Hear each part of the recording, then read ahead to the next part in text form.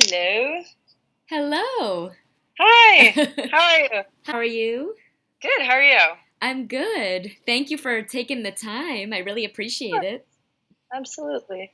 So I basically, I launched, I think I might have sent you, and you might have been on an email that I launched, a coaching and concierge type business for brides. Mhm. And that I'm also, doing some Pilates instruction and stuff. So I'm just kind of looking to, I would love to highlight you, and because of the experience I had at your empowerment workshop was incredible, and I'm still talking about it to everybody. Cool. Um, and so, just because I just love what you do and I love your message. And I have like a few questions that I wrote out, but it could be totally Perfect. free flowing, whatever comes up. Awesome. Cool. Whenever you're ready. Cool. So the first thing is, so what inspired you to become a coach, speaker, and writer? And did you always know that you wanted to focus on helping women to love their bodies? Mm. Um, so I was a personal trainer, um, which was a totally random thing. I didn't mean to get into that, but I needed a job. I got a job, and then I found out I loved it, and I wanted to be good at it. So I had been doing that for years. Hmm. When I launched Remodel Fitness, it was with the goal of being mobile and reaching more people. And at that point, I did decide, like, I was training both men and women. Okay. So when I launched Remodel Fitness, I just met with somebody in terms of branding, just to get like a little bit of an idea of what would be smart. Hmm. And they said the more specific of a niche you can get, the better, which was really scary because I was like, no, I want to help everybody. Right.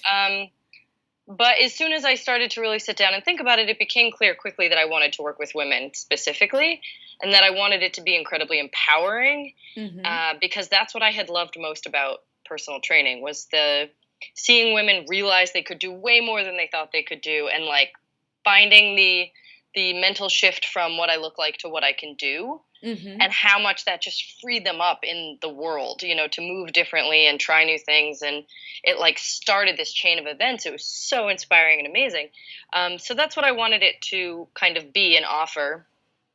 Hmm. And I'd say that as I started coaching through that, which was all just fitness coaching, Hmm. um, I just really wanted better conversations. I wanted a format to like have the conversations that they were coming up anyway. Like people were sitting down in my personal training sessions and crying.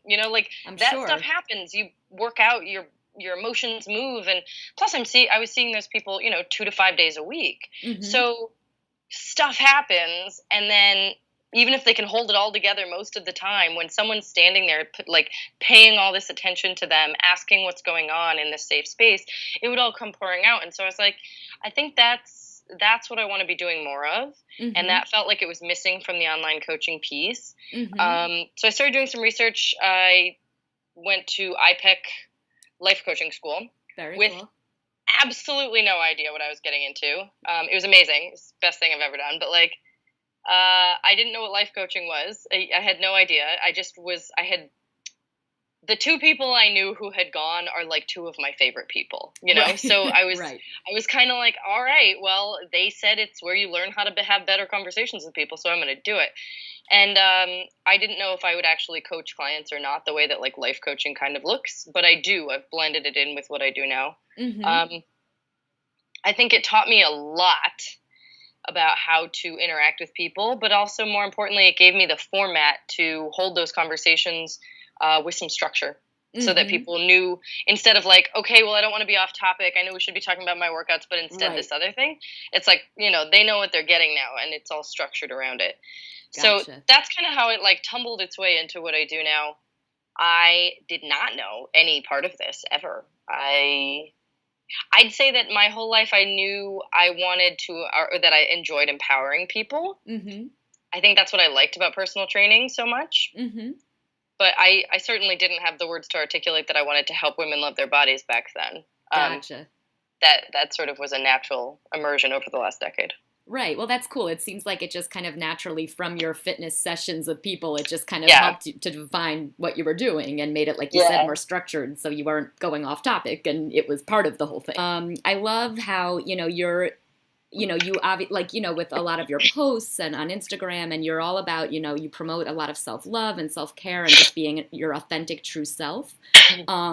So what do you think holds people back or women back from doing that, from being their true self? Do you think social media has an impact on perfectionism? And what's your whole take on that? What holds us back is shame and fear. It's the same reason I do body image work. Is what's body image? It's shame and fear. Mm-hmm. Always. It always boils down, in one way or another to that, because it's the idea that what we look like is going to it's either going to cost us love, approval, acceptance, and belonging, mm-hmm. or it's proof that we're unworthy of love, approval, acceptance, and belonging. So shame's the belief that you're not, fear is the fear that you're not, and all of that is goes against our inherent wiring to need love, approval, acceptance, and belonging. So that's why everything comes down to shame and fear in terms of what keeps us from being authentic. When you've got all these people who are clearly able to hold a safe space for you, then mm-hmm. you naturally, let's say everybody naturally goes one step towards authenticity for themselves. Mm-hmm. So even if you are still faking 98% of it, but you normally fake 99% of it, right. That's still an experience for you where you go, whoa, wow, look at this. I'm a tiny bit less hiding right now. And then of course, if it's a bigger difference, like a 20% difference, those are the kind of things that change people's lives, because right. a lot of times they never realize there could be a safe space mm-hmm. to be themselves. And all you need is that positive reinforcement, a little bit, to start going digging and being you know what? The people in my life might be terrible people for me if I've never felt this before. I need to go find some new people. Right. It starts you down the path of digging, honestly. Mm-hmm. Yeah, it's funny because my next question had to do with vulnerability, and if you think that's a strength and blah blah blah, and that's that's exactly what it is. It's just finding that space and the right environment where you can feel even just that 1% more open. So, mm-hmm. Very cool. So do you? Sorry, let me just see. Please. Okay, so this kind of, you kind of touched on this before, but the next question is just do you think women can go too far in caring about their physical appearance? Where do you draw the line when it becomes unhealthy territory? And is it when they dissociate or look for that external approval, or can physical appearance be okay? To care about what you look like? Where do you draw that unhealthy line? That's a great question. Where do I draw the line? Well, so where my brain is going is that I think that's part of my challenge in what I do, is that I want to help people redefine an appropriate place for that line to be. Mm. But it's up to each person.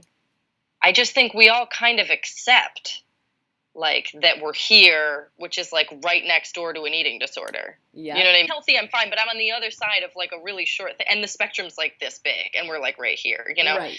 So I think that for me to define it wouldn't really do any good, but I want to encourage people to define it. I want them to move that line back. I want them to start embracing the fact that they have options even. Mm-hmm. There's nothing wrong with caring what people think of your appearance, really. Not in a vacuum, but we don't live in a vacuum. We live in a society and it's got all this baggage and all these messages.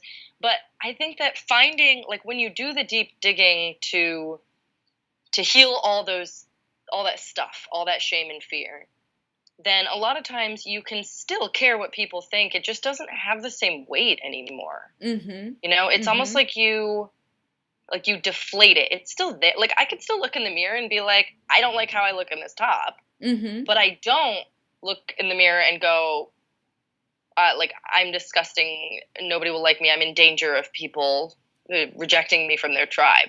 Yeah. Not that that's necessarily the exact dialogue, but you see what I mean? It's I could still go, I don't like how that looks. I don't want my boy, if I try in lingerie, I'm going to be I don't want my boyfriend to see me in that. That's terrible. That doesn't fit very well at all. Right. So I want him to see something sexy, but that doesn't have any weight, mm-hmm. whereas it used to, and for a lot of us, it still does have such weight and power to ruin your day, ruin Mm-hmm. your mood, because it's so linked to to your worth, to your value.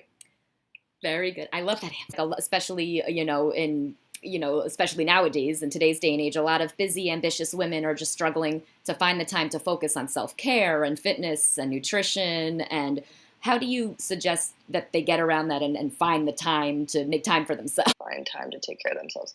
Well, as most of what I do, I'd say I start by redefining it. I start by hopefully handing people a vocabulary around which to talk about it differently, because right now we have a tendency of, like, the normal script is that, like, a good mom, does all these things for everybody else, and then she takes a little time for herself to have, like, a square of dark chocolate and a bubble bath. Right. So great if that works for you, if that's a good balance for you, cool, but it's highly unrealistic for most people. And I tend to think that the more you give, the more you need to recharge. Mm-hmm. So let's say you're like a social worker, you might need more time to recharge personally than if you're, like just an accountant or something. Because if you're like holding space for other people and giving, if you're a mom, you're probably going to need to hold more space for yourself. But then where's the time? Mm-hmm. So I think that by changing the conversation to say, A, it's a totally normal and okay for you to need a fuck ton of time Mm-hmm. and care. That's a good place to start, and start shifting the conversation away from you should only be looking to, like, include these little yogurt commercial snippets of self-care. Right.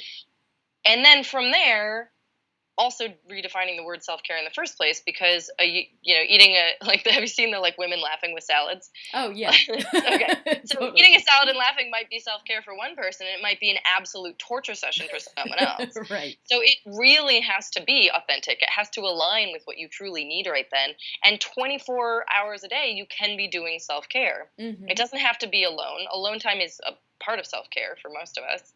It's a huge part of self-care for me. But self-care can be self-advocacy too, like speaking up for what you want, asking for help, being authentic or truthful in a moment that you're tempted to hide. That's all self-care, because you will feel better and less drained at the end of all those things, if not recharged. There's something really recharging about knowing that you have your own back, and like things like exercise and eating well, those are self-care too, or they're not, depending on where you're at in your life. But I'd say redefining it so that if those things fall into your new category of self-care, the one that aligns with, like, being your own self-advocate, it shouldn't be hard to motivate yourself or find the time. Right. Because it'll just be like a natural progression of how you are, who you are. Live, yeah. And the fact that you're worthy of being your own advocate, of having your own back the whole time, that's a huge component too, because when people deep down don't feel worthy of it, they're not going to do it. They'll find a million reasons not to, and then they'll think they're lazy. Yeah. But they're not. They just feel unworthy. So that's another whole conversation. Idea of advocacy and speaking up for yourself, being a form of self-care, is a huge thing. So I think you can take that into biggest one for so many people. It's right. I can't tell you, this is one of my favorite kinds of conversations to have with a client, is when she comes in, like, we've been doing work for a few weeks or whatever, and she comes in and she's like, I just said this to this person, and it was like, I couldn't believe it. I just, like, wanted to say it, and then I said it, and they're just, like, looking at me, and it's fine. Everything's fine. Right. Look, nothing, I know. Nothing. You can just say it. It's all fine. Like, right. But we live for years or decades thinking it's not okay. Yeah. And that we have to, like, curate everything and make sure other people aren't getting their feelings hurt or whatever, And so it's so liberating to realize that sometimes if you just say the thing you want to say, like, life goes on and it's all good. Right. Like, everyone's alive. No. Yes. So. It's a huge form of self-care. Talked about just, like, the idea that everyone feels like they have to be perfect and perfectionism. And what are your thoughts on, if you don't mind answering this kind of thing, because I'm working with bride-to-be. So basically, like, do you think that they put an incredible amount of pressure on themselves to be perfect? And I would love to know your thoughts. God damn it. I don't know, man. I trained a lot of brides too. At the time, I think that I was just focused on getting them what they wanted, helping them with their habit changes and stuff so that they could get there. It was also really important to me that we talked about care afterwards, because some of them packages would be ending and they wouldn't be keeping going. And for others, even if we kept going, it was like, okay, well, we're not going to, they're not going to be doing their sprints, and they're not going to, they're Totally. like, they're going to keep seeing me, but they're not, like, the hustle time is over. And I would tell them, just so that you can look how I think you want to look, but it'll cost you on the way up. It's going to be hard. And then when it's over, you're going to probably rebound, and it might take you a little time to get your metabolism back or whatever, depending on how hard they wanted to hustle. I did the same with models that I trained. Like, I had a model who she had to lose like 2 inches off her hip. She was like size 0, Right. And it was just for this one opportunity. It was basically like the opportunity of her career. If she made it, it would change everything. If she didn't, she was pretty much sure she was going to go back to school for journalism. So I was like, okay, man, let's do it. But to that point, I think being really honest and realistic about what to expect is huge, instead of a lot of people who would be like, yeah, we're going to get you there and you're going to stay there. And then they deal with the shame afterwards of like, why couldn't I maintain it? Yeah.